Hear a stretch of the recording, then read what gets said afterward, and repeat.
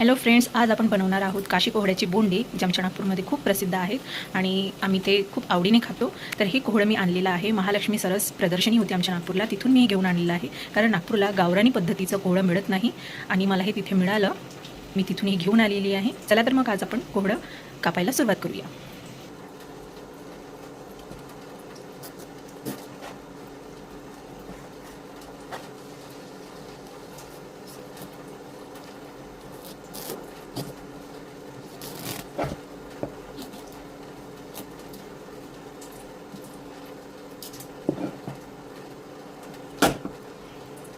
बघू शकता किती छान कलर आहे याचा. आता आपण याचे छोटे छोटे पीसेस कट करूया.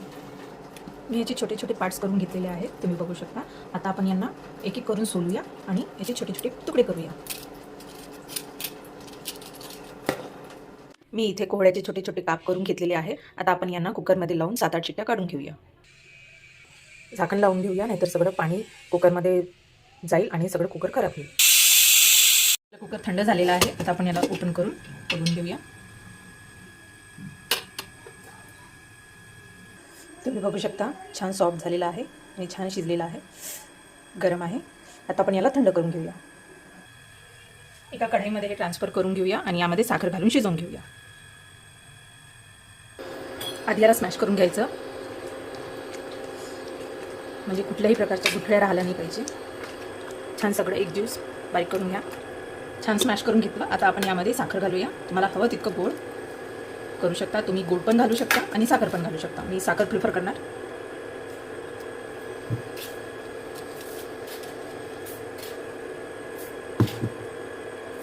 थोडंसं चवीपुरतं मीठ आणि आता आपण हे छान मिक्स करून घेऊया आणि शिजवून घेऊया.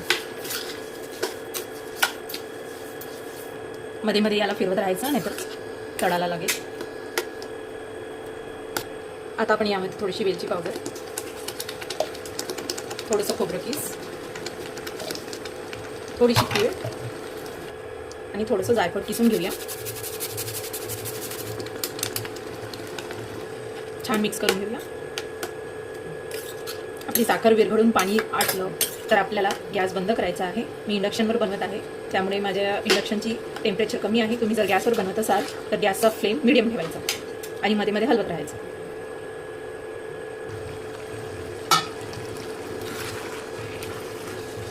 आपलं मिश्रण छान झालेलं आहे.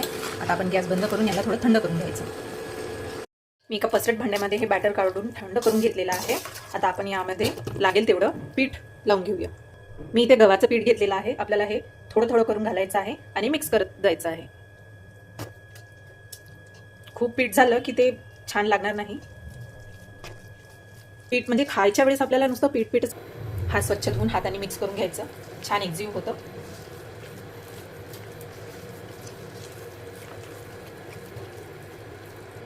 आपलं बॅटर रेडी झालेलं आहे. एकीकडे आपण तेल तापवायला ठेवूया. मी इथे तेल तापवून घेतलेलं आहे. थोडंसं पाणी घेतलेलं आहे हात ओला करायला. आता आपण याचे बोंडे बनवूया. हात ओला करायचा आणि मिश्रण थोडं थोडं घ्यायचं या पद्धतीने आणि असं एका बोटाने असं सोडायचं. तुम्ही बघू शकता.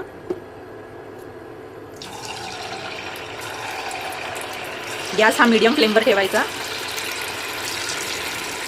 अशा प्रकारे हात ओला करून अंगठ्याने हे असं सोडायचं. लहानपणी माझी मम्मी बनवायची, म्हणजे मी लहान असताना माझी मम्मी बनवायची आणि एक शेवटची बॅच माझ्यासाठी ठेवायची, जेणेकरून मी शिकली पाहिजे आणि त्यानुसारच मी जेही काही बनवेल ते मी मम्मीकडून शिकलेली आहे. आणि हे बोंड मला खूप आवडतात. 5 मिनटं तेलात राहून दिल्यावर हे परतून घ्यायचे आणि हलक्या हाताने उलटायचे.